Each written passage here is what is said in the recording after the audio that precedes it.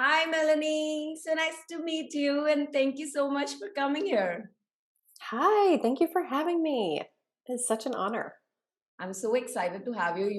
You're my first coach interviewee. Like I've been bringing some of my clients on just to get their experiences, but I thought this would be amazing to bring like a coach so other my audience can especially hear from like coaches and get more insights in what that business is like and what other coaches are like. And I'm so thrilled that it's you because I got coached from you, I think a few weeks back. And I remember like having a thought then it would be really nice to have her on my podcast. And I'm so glad we made it happen like literally in a few weeks' time. So thank you so Yeah, absolutely. This is so exciting. I'm so excited to share with your audience what coaches talk about and what we do. wonderful. So, you know what really intrigued me and what really caused me to ask you to come on this podcast is the work that you've been doing. And when I got introduced to you, you're a master coach for feminist entrepreneurs, and I think you've been such a great example of women making money and signifying the importance of women making money and saying it out loud and owning that part of us, owning the bad bitch part of us, which I think a lot of us become entrepreneurs but aren't really comfortable owning that piece. So that's something that really interested me, and I've heard so much of praise about your recent podcast that has been launched, which is called Bad Bitch Entrepreneur, right? Hmm. My audience would love to hear more about that. So we'll probably talk about how to find that and how they can access it. So tell us a little bit about you, like your story, where you came from, and what got you into coaching. Oh my gosh. I'll try to keep it brief because it feels like it's a long one. But I found coaching in, I think it was 2012 or 13. Um, Here in the US, one of the big deal life coaches is Brooke Castillo, and she had just launched a podcast called the Life Coach School. And I had always read self-help books. I was very interested in. I'm fascinated with neuroplasticity and the way that the brain works. And um, but in 2011, I went through breast cancer at 34, and it completely turned my entire world upside down. Um, and I mean that mentally, emotionally, physically. Like I went through surgeries and chemo, and in the US, like the way that healthcare works here is abysmal, and like the healthcare bills were like almost $1 million by the time everything was done. It was very expensive, and like I wasn't at any risk of dying. Like it was just a thing that had to be removed, right? um but mentally and emotionally it was devastating, and it was very hard to work, and it was very hard to keep a job, and because I couldn't focus, and I got very depressed, and I ended up walking away from a very negative work environment. Like one day I just like packed my stuff up and I quit. I was like, I'm not coming back. um, and took a much needed break, and then a few months later my then husband, his company closed, and so then we were both out of a job, and we had to file for bankruptcy, and we lost a house and my car, and he ended up getting a job a couple of states away, and so we had to move and sell the house. And a few months after that I decided I didn't want to be with him anymore, and we split up. So in the course of about 6 months we lost two jobs, two houses, a car, and our marriage. And I ended up on my best friend's couch with no money and no job. My parents gave me a little bit to like get by on, to move, and to get just a 20-year-old car. So I was like, I have nothing and I don't know what to do with myself. Um, and I definitely didn't want to go back to. I have a master's degree in adult education and in instructional design, so designing online learning. And I was like, that is so unfulfilling to me. I have no interest in going back. I'm a different person than the person who got that degree. What do I do with myself? And I found Jen Sincero, who had just written You Are a Badass, which is a book, Mhm, yeah. pretty popular book. Um, and she was doing like a group coaching thing. And I don't think she even does this anymore, but it was like $500, and like you would just call into this like group call line, and she was like teaching and then coaching. And I was so intrigued and was like, I love this. I want to do this.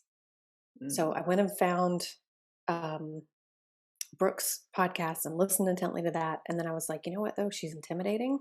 I need somebody who's going to be like soft and sweet and gentle with me. You found Brooke intimidating.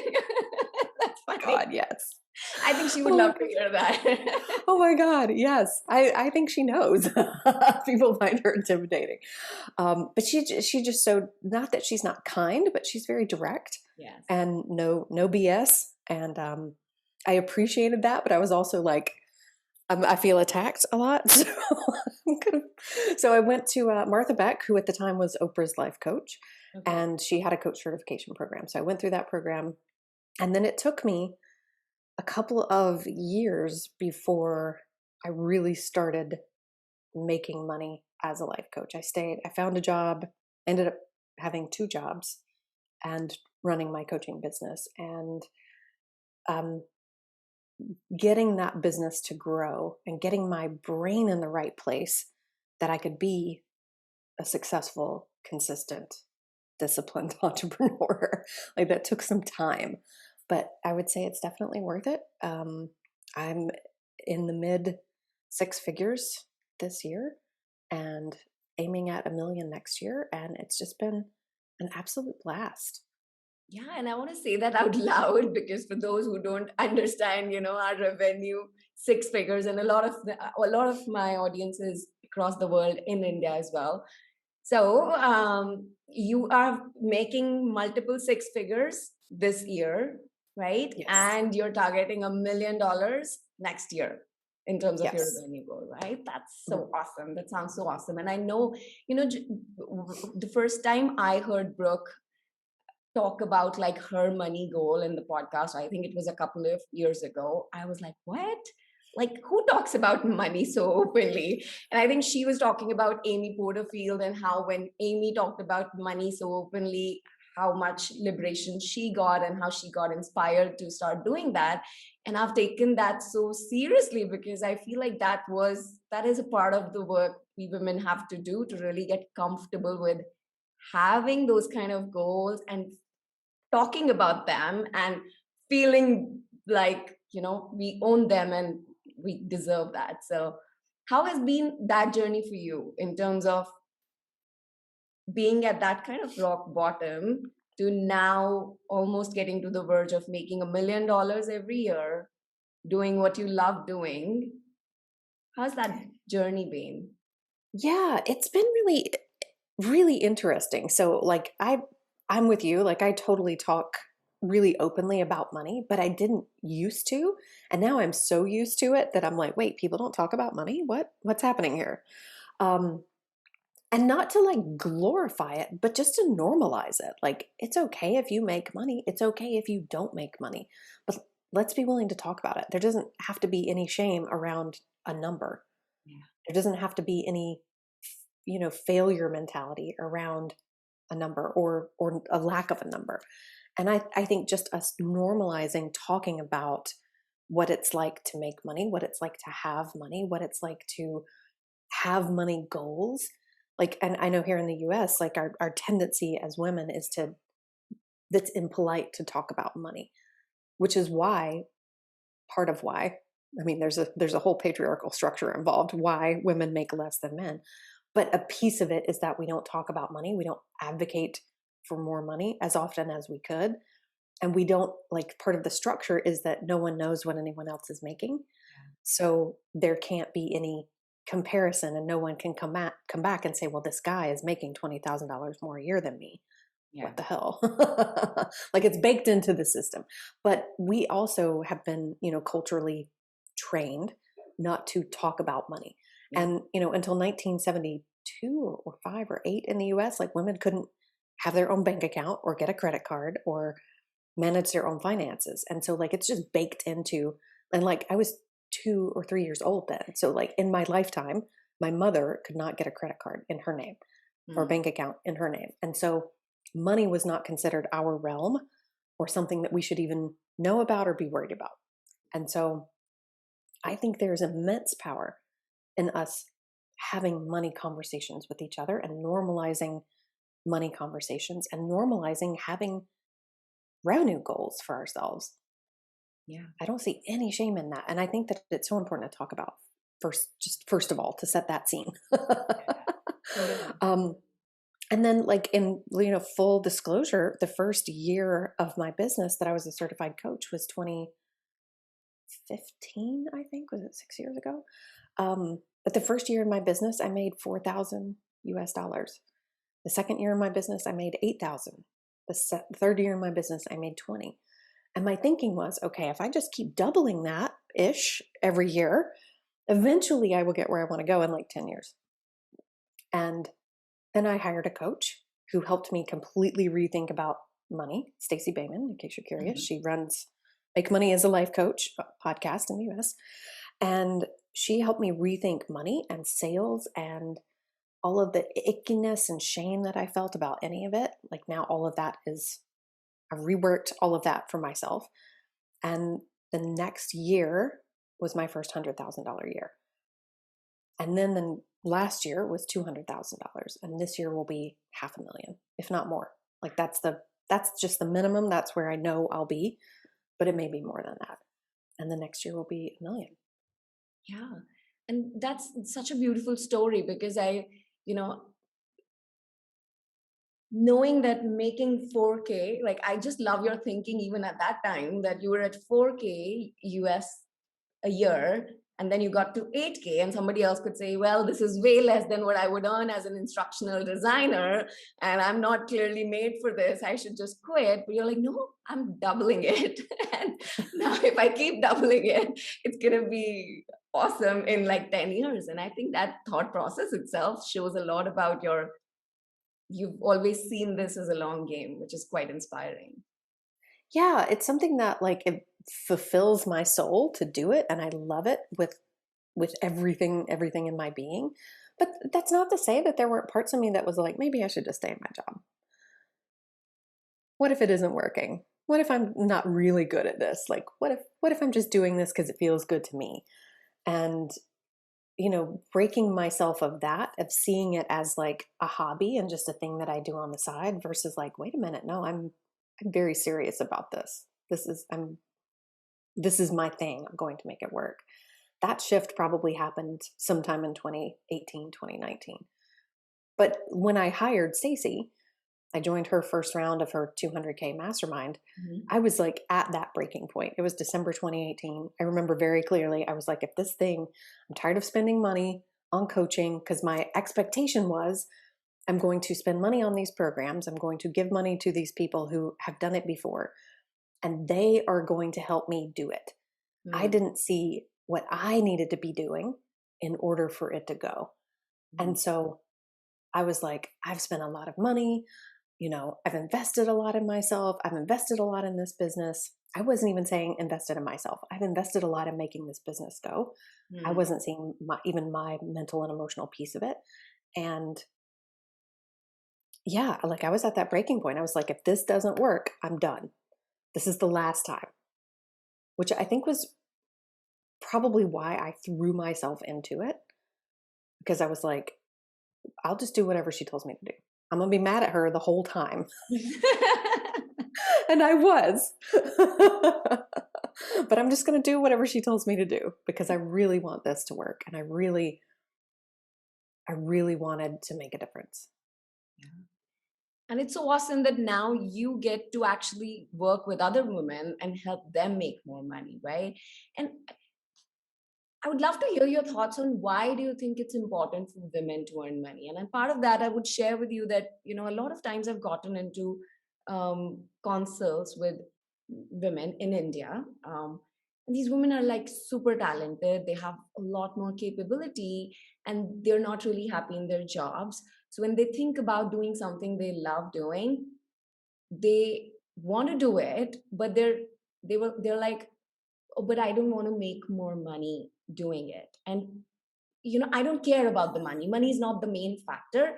And then a lot of times when I offer them coaching, they're like, oh, I would love to do this, but I don't have money to do this, right? So I see such a contrast that while there's desire that I want that money so that I can be financially independent and make my own decisions and live my life the way I want, but there's also that I think it's got to do with that society conditioning that you were talking about, that but I'm not in this for money. I just like, you can either have this money or you can have, what you love doing. You can't have both as it. So I would love to hear your take on that. And have you seen that with the women you work? Oh my goodness, that's so interesting. I think to me it really sounds like whatever they're making having money mean about them as a person Mm. as a bad thing. And it's like, I want to have the money, but I don't want to have whatever that means. I don't want anyone to know. I don't want, to shout that from the rooftops that I make more money. But then there's the reality that they're like, but I don't have the money to buy the things that I want or to have the life that I want.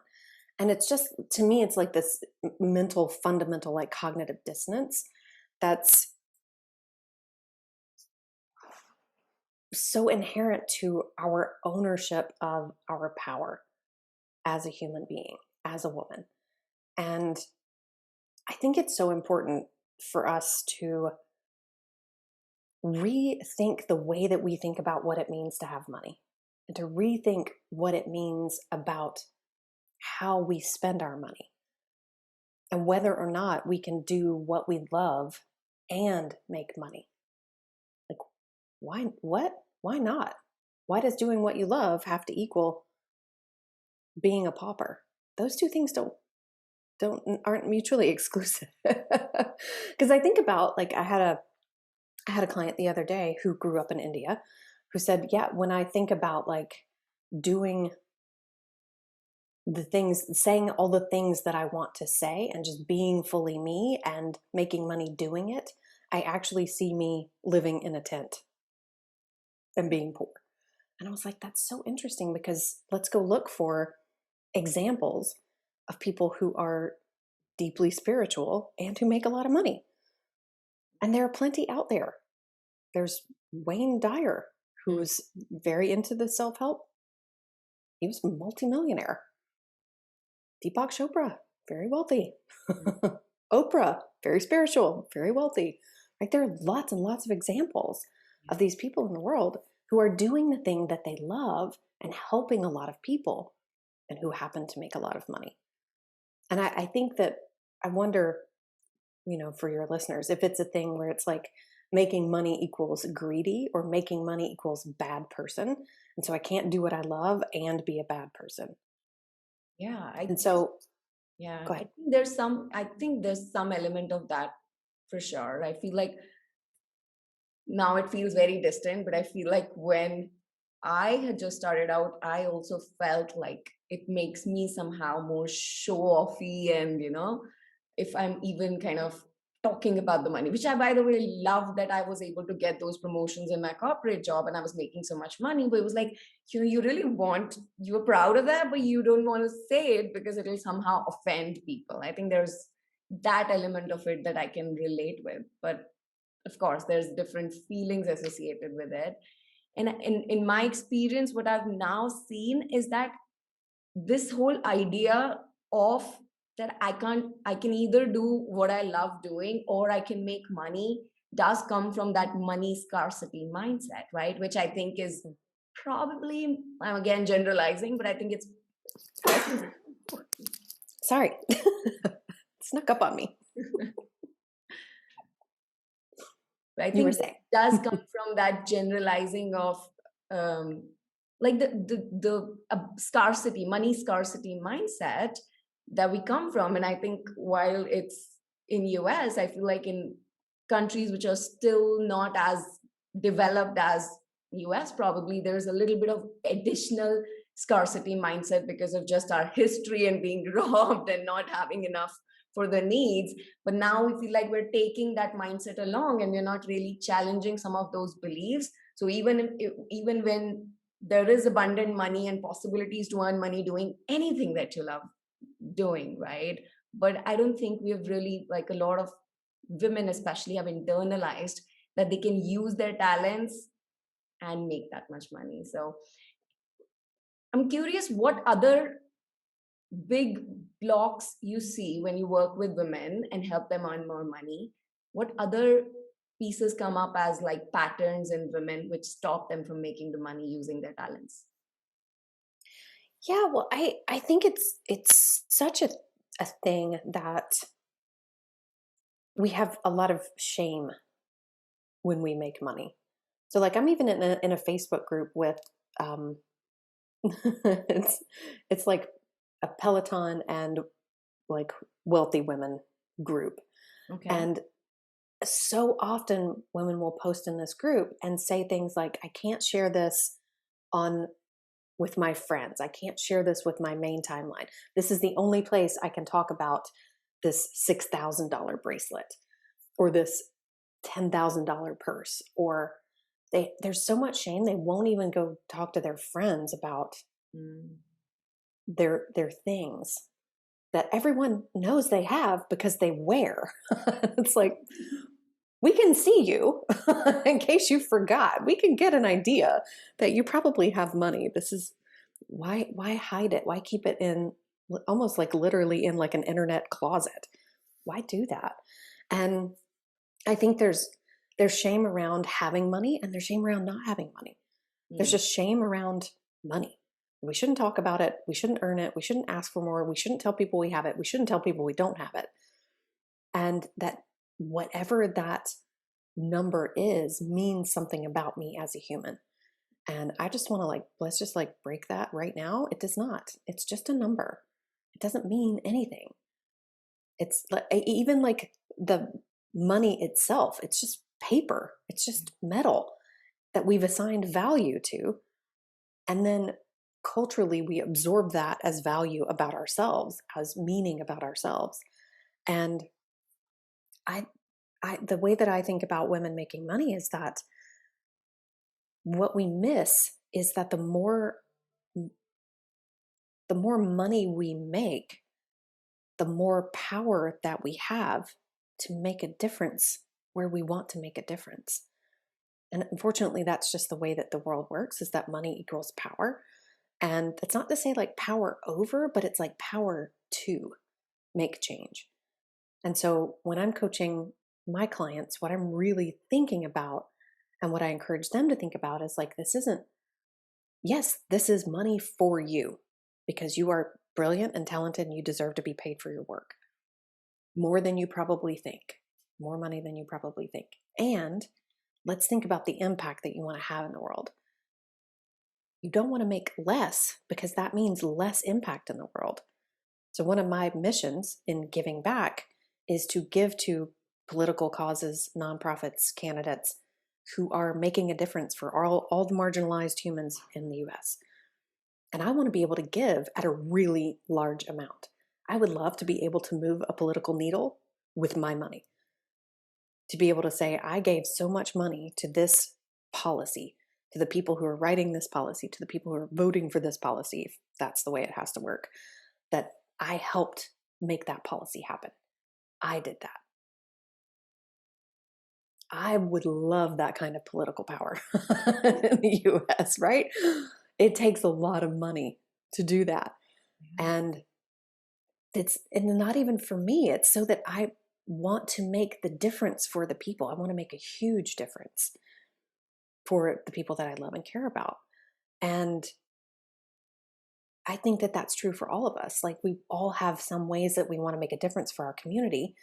But if we tell ourselves, but I don't want to make money for my talents, but I don't want to make money for me, we have this, this conception that it equals that I'm selfish Yeah. or that I'm greedy. Yeah. And it's like, no, no, no. You deserve, because you are a human, you deserve to live a life that you would like to live. You deserve to have all of your needs met. You deserve to have your wants if you want things. And if what you want is to change the world and to change your community in some way, you deserve to have a way to do that. And money is a tool to do that. I don't see it as anything else. It's just a tool to make a change. Yeah. It just happens to be a really powerful one. Yeah. I heard a quote somewhere which said, money just amplifies who you are. And I think Yes. most women that I've met, like none of them want to just keep all of that to themselves. Whatever they don't have, they want to give. So I just imagine and wonder that if we had more of these women who have such a giving mentality and desire, if all of these women start making a ton of money, like how quickly we will be able to bring about the change in the world and change the Oh my landscape. God. Yeah. Well, and I think like looking at the whole landscape across the world, the people who are making the biggest difference are women who are making the biggest difference for everybody, not for a corporation, not for shareholders, and not for themselves, is women. But it still takes money to do that. It still takes some inherent power structure, unfortunately, at this point, in order to make that happen. But women are more collaborative and more giving and more willing to share. And that's what changes the world. And there is an element in there that includes money. Yeah, totally, totally. And I would love to hear your perspective on why is like what is the role of investing in themselves to be able to become that entrepreneur? Like if you have some stories from your coaching, I'm curious on, because a lot of my audience do not, like, coaching is new in India. It's only accessible largely in the corporate India, but to the normal people, which I think in US also there's a mix. But in India, I feel like it's still in that stage where it's like, oh my God, there's nothing wrong with me. I don't need a life coach, right? So I'm curious what you have to say about these women who have big dreams. They somehow know that they have talent, they have the ambition, but they don't have that kind of what would I say? They don't have that kind of clarity, or it's not normalized yet that investing in themselves is okay. And that, along with the selfishness part of it, that my family's priorities and my children's needs and my spouse's needs and house, all of that comes first. Like, how, what would you tell to a woman like that? Why should she invest in herself? Yeah. So the way that I think about this is that our brains are in charge of the way that we live our lives. And if you want a different life, you have to invest in upgrading the way that your brain works. That doesn't mean there's anything wrong with you. It just means if you have a life that you don't, that isn't what you want it to be, in order to do something different, you have to think differently. In order to create something different, you have to think in a way you've never thought before. And it's really challenging to do when you are on your own, inside your own brain, without anybody's professional perspective. And it's no different than being an elite athlete, or even just a semi pro athlete or an amateur athlete. They all have coaches, all of them. They all have someone who sees their possibility and who sees their innate talent and knows how to help them do the 1% to 2% tweaks that make them a pro, that make them amazing. But if you just did it on your own the whole time without any help, you'd never get there. And that's not to say that you can't get there without help, but gosh, it's so much faster to to get help. So much fun, right? And Like, it's so much fun, right? Like I think people think about like coaches in that sort of athlete perspective, and they're like, I don't want someone yelling at me, I don't want someone mean to me, I don't want someone telling me all the ways that I suck. And it's like, that is not what happens at all. We're the like, opposite, you're isn't it? right. Like, we're your biggest fan. We're like looking out on the pitch at you and like, this is the best dude ever. Oh my God. Oh, wait, just shift your foot a little bit and it'll go in the goal. And then when you hit the goal, we're like, yes. Oh my God. We're celebrating with you. We're like running out onto the field, like lifting you in the air. It's like, I'm yeah, there's, imagining that. That seems such a nice visual. I'm going to describe coaching that way now. I know. It's like, When you achieve your goal. we're your person on the sidelines who's like, oh, just make this tiny tweak because we want to see you win. There's not any pushing or pressure or meanness, or there's definitely no yelling or screaming. There might be a look sometimes. I'll give my clients a look. I'm like, seriously, what's happening over there right now? But it's only because I can see if you just turn your foot this way a little bit and like lower your kick, it will go right into the goal. You're this close. And then, yeah, we definitely are like run out on the field, pop the champagne, lift you into the air. Yeah, 100%. It's the most fun. Definitely is. There's just so much more celebration in the whole process, right? Like during the Yeah. process, and of course as you meet the goals, both ways. Yeah. Yeah. And even when you miss, we're like, oh my God, you're just this much closer. It's awesome. Let's find the learning in when you don't hit the goals. Totally. Beautiful. And like if you one of the other factors that I do see as the one thing that's kind of blocking some of the women from really lining up with their ambition. Their ambition is already there, but they're just like on the fence on lining up and saying, no, it's really possible for me. And the whole point about like self-doubt is very, very prevalent. It's like maybe others can do it, but I can't. Or I just don't have what it takes. Maybe I can be wrong. Like, how do you see those kind of blocks in your women, and how do you help them overcome that? How I help them, I see that all the time. And what I want to say is everyone thinks that they're that special person, that unique person who it's not for, that they're not cut out, that they're not good enough, that maybe they're not the one. Maybe they're special and there's something wrong and broken about them. So what I tell people is everyone has this thought, welcome to being a human. You just happen to probably be wrong and it's okay. And everyone at some place has that thought, isn't it? That Everyone, me too. I something wrong with totally, me. Like I'm yeah, really special. I'm really unique. I have several clients who like I've talked with all of my clients about this, but I have some who every month or so will come back and go, "No, but I really think I'm the special one." And I'm like, "I love you. No, you're just wrong. Look at how far you've come already." I remember seeing that quote, and I didn't know Simone at that time, but a year earlier, I think my one of my coaches shared Simone's email, like forwarded the email, and she had this quote I still remember because it made such a profound impact on me. It said that anybody can be successful or millionaire. I don't know what you're saying, but anybody can be successful. You just have to want it. I'm sure I'm not using her words, but it just basically meant that anybody can be successful, like in her own abusive language that she said it. And that one sentence, the gist of it has really stayed with me, that no, really all of the thoughts that when I start doubting myself, I'm like, no, everybody has those doubts, but literally there is no one who can do it because everybody has the same brain, everybody has the same capability, and the circumstances are like literally a small fraction of it, right? Yeah. Well, and I think it's so important to know like the number one thing that keeps you from success and from having the life that you want is you and the way that you think about it. That's not to say that there aren't other factors, but your willingness to overcome or get around whatever those things are, and your willingness to think about what is possible for you and to visualize that future self and start to act as if that version of you already exists right here, right now.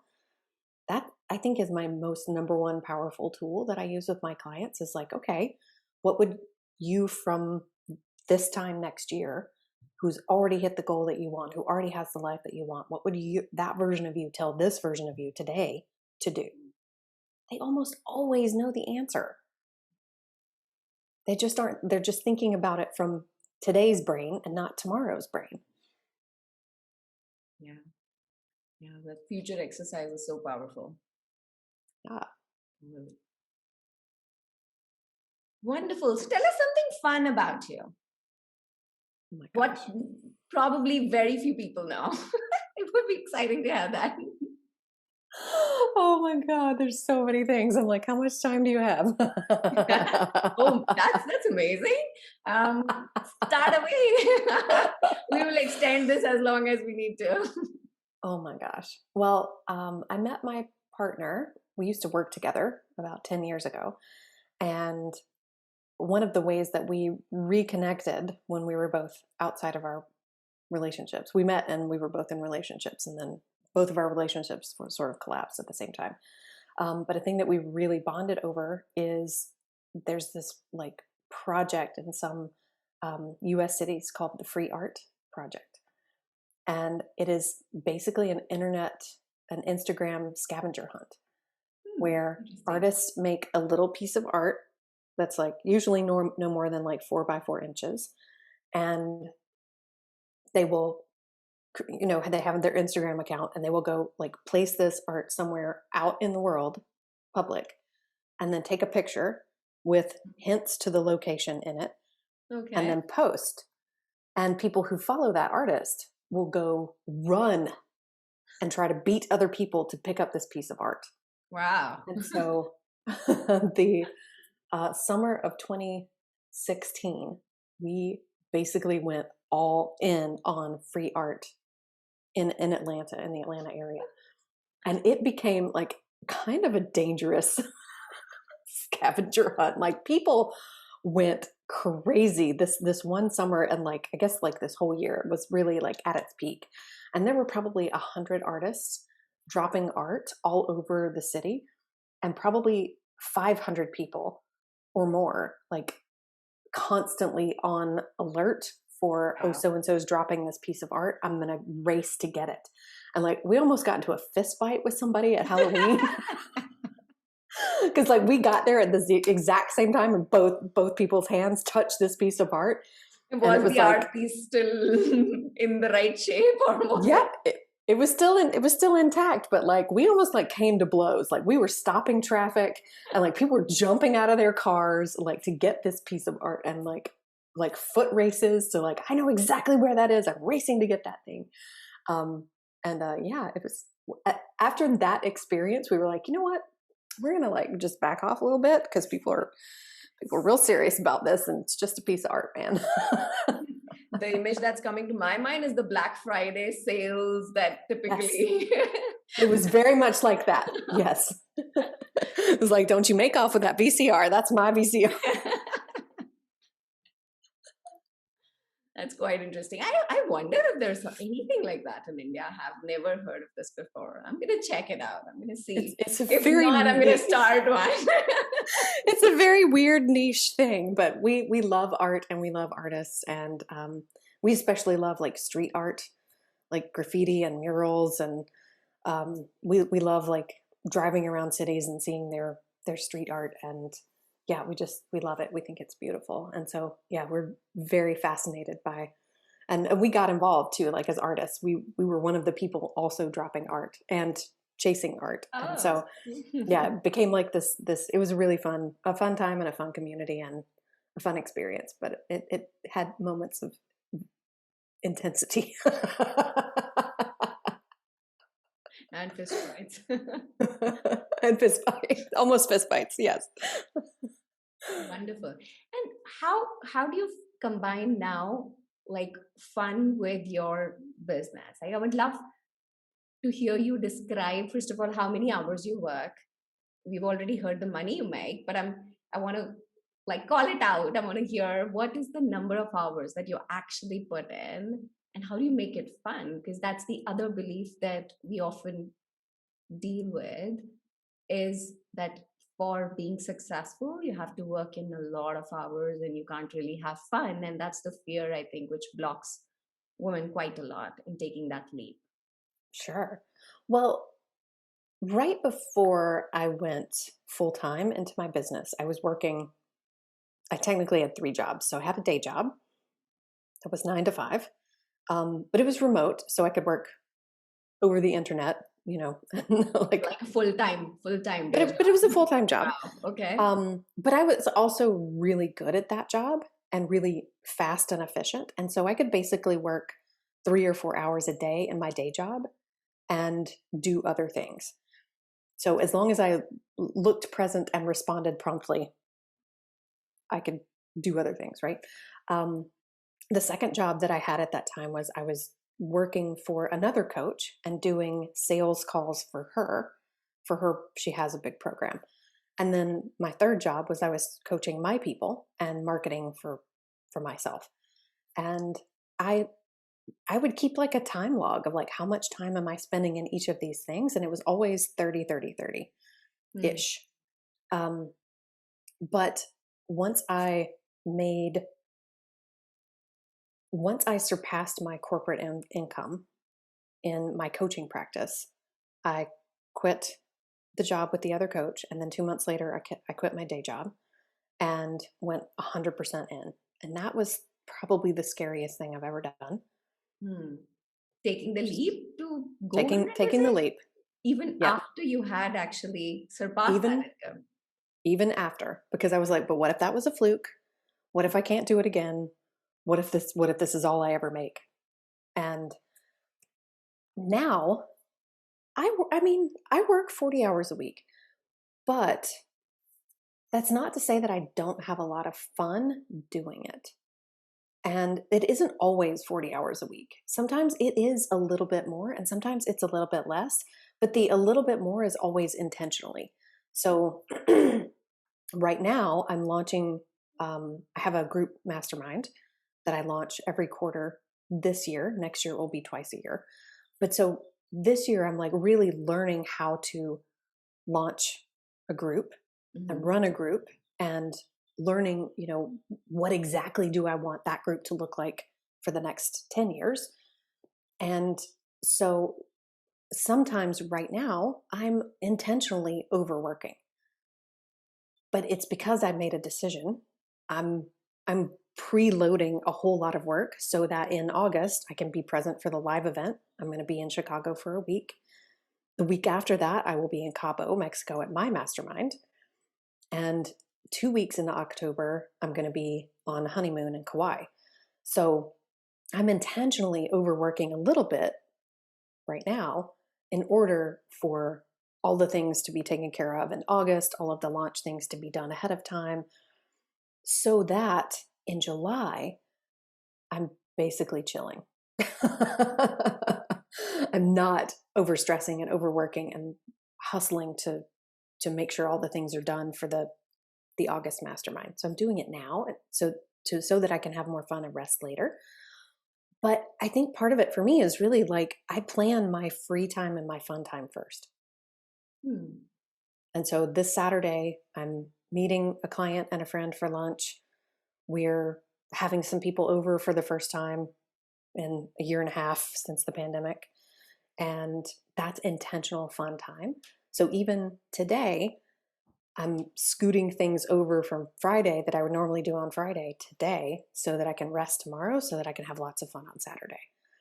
But it's really like a balance of, let me make sure that I get my fun first. Let me make sure that I bake that into my plan so that my brain knows, okay, we're doing this work now so that we can have fun tomorrow. We're doing, X, Y, and Z this week so that July is super fun and August feels super easy. But I'm also making sure to bake in fun now. It's not a punishment. It's not a, there's no like, do, work, work, work. And I think too, there's an element of the way that you think about your work. So there's the planning and the creating the free time, but then there's also what you're thinking about the work as you're doing it. It doesn't have to suck. It doesn't have to be hard. You can have fun doing the work. It's all in how you think about it and how you choose to make it fun for yourself. And so one of the ways that I like to make my just everyday fun is like an internet dance party. Like I'll put on Spotify. I have a playlist and I'm like, I'll just hit play and just like do a little dance in my chair, get up, go for a little walk, come back. Like I'm intentionally looking for ways to make my day fun and to make my work fun. And I think if it feels like a drudgery, you're just thinking about it the wrong way.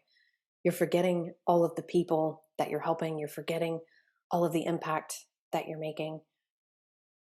Like if it's not fun in here in your brain, why are we doing that? You don't have to. That's an option. Yeah.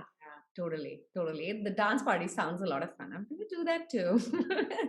It is. I have a Lizzo dance party almost every other day or so. That sounds a lot of fun. What would you say? You've seen both the worlds, right? You've been in corporate world. You've had the transition and overlap period where you've been working three jobs, two actual jobs, and one helping growing your own business. And now you have a full time business where you're planning to make $1 million next year. Look, I'm saying it again and again so you get it, okay? I'm sending vibrations so that this becomes real for you. Thank me later. 100% will. But listen, I have that everywhere. I have it on my whiteboard on the wall. I have it on my computer screen. That's like $1 million is happening. Yeah, it's everywhere. Yeah, and I'm really, every time I say that, the thought that I am working on also comes back. I am like working on the thought, I am $1 million coach. Like that thought really feels so good to me. I'm $1 million coach. I'm like literally nowhere even on the radar, but I'm getting so comfortable that sometimes I forget I am way far off from that. So But that's really how you step into that version of you, is to just trust and believe it, and then take action from that version of you. Totally. yeah, sounds like I I'm love doing that. it right. You are doing it right. You are doing it right. I mean, I don't think that there's a wrong way, but like this is a very helpful way. Yes. Yeah, so I'm gonna keep saying that now. You're making $1 million next year, and I'm already $1 million coach. That's even Yes. funny. This is happening. It's done. Wonderful. So you've seen both the spheres, right? The corporate and the having your own business. What would you say to a woman listening who thinks it's probably possible, but not yet convinced that she's not that special snowflake that just cannot have it without disturbing, the family or sacrificing something? What would you say to that woman? Like, why do it? What should she consider while she's making a decision to go this route? And I'm talking about women who are in corporate world, having a job they don't love doing, and they think they can be successful in a business, but they have no idea how. And there's a lot of confusion and fear. And am I really special that I may not be able to do it? What would you Mm. say? I would say trust yourself. Honestly, like I really tell people, like, literally, if I can do it, anybody can do it. I'm not special. I'm not, some like amazing, incredible snowflake. This didn't just happen to me. I made a decision. I did it scared, and I trusted myself that I could figure out how to help it, how to make it happen. And I think that that is really all that you need, is a dream and a decision. A dream and some self-trust. And if there is a pulling in your heart that you want to create a business, whether it's for you or whether it helps people or not, it really doesn't matter. It can be both, it can be either or. But if that is something that you feel is calling you, that would give you so much life and bring your soul to life, why wouldn't you do it? Why would you keep that part of you hidden? We get one life. This is it. It doesn't have to suck. You have choices. Even if you have a family, even if you have responsibilities, you also still have options. And I think one of the greatest responsibilities that we have in the world is to fulfill what our soul is calling us for. And I think it is a great betrayal of our own heart when we deny ourselves that thing. For whatever reason. That's not to say that those reasons aren't real and don't exist, but there also is this thing inside of you that is calling and saying, please, that is what I want. That is what I love. That is what would give me so much joy. I think what we miss, our brains focus on, yeah, but everybody else. And we miss the people and the difference that we make when we are lit up and doing the thing that we love, that radiates out to so many people. Your joy infects so many other people. There will always be people in the world, and especially close to you, who think you shouldn't do it and who think that it's a bad idea and who don't like it. But there's exponentially more people out there that you could be lighting the spark for when you are fulfilled and in your joy. And that, I think, is one of the greatest gifts in the world. Beautiful. Totally. That reminds me of that quote I read somewhere. I don't remember who said it, but the quote said that don't ask what the world needs. Ask what makes you come alive and go do it, because what the world needs is more people who've come alive. And I think that's so true. Yes, absolutely. Absolutely. Beautiful. Thank you so much. This has been so fun to talk to you and hear about your inspiring story and you sharing your insights on how can women earn more money and why women should earn more money. I'm sure it's going to fire up some of these women to take that step, which is scary, but it's also adventurous and fun. So thank you so much, Melanie, for joining us today. And tell us, how do the audience follow you and get to know more about your work? Of course. Thank you so much for having me. It's been an absolute joy. And I hope this lights a fire under some women out there. Go do your thing. So you can find me online at melaniechilders.com is my website. And I'm also on Instagram at The Enlightened Badass. And my podcast, Badass, is it? The Enlightened Badass. Your podcast name and your Instagram profile are also amazingly named. I love it. And my podcast is called The Bad Bitch Entrepreneur. Yeah, wonderful. What I'll do is I'll probably put that in the show notes for everybody to refer to. So last question, I forgot to ask you that. Why did you decide to call your podcast and the specific name, that Bad Bitch Entrepreneur? Because I think that is what we need within ourselves to be successful, is to own all the sides of us and be a little bit rebellious to forge out a path and create a business that works for us. Not that works in the basic, dude bro hustle culture entrepreneurship way, but in a way that we stand in our own power and we stand in our own belief in ourselves to forge a path that feels good for us. That's wonderful. Cheers to the bad bitches. Amen. It's nice to say it out loud. That's right. Let's go, bad bitches.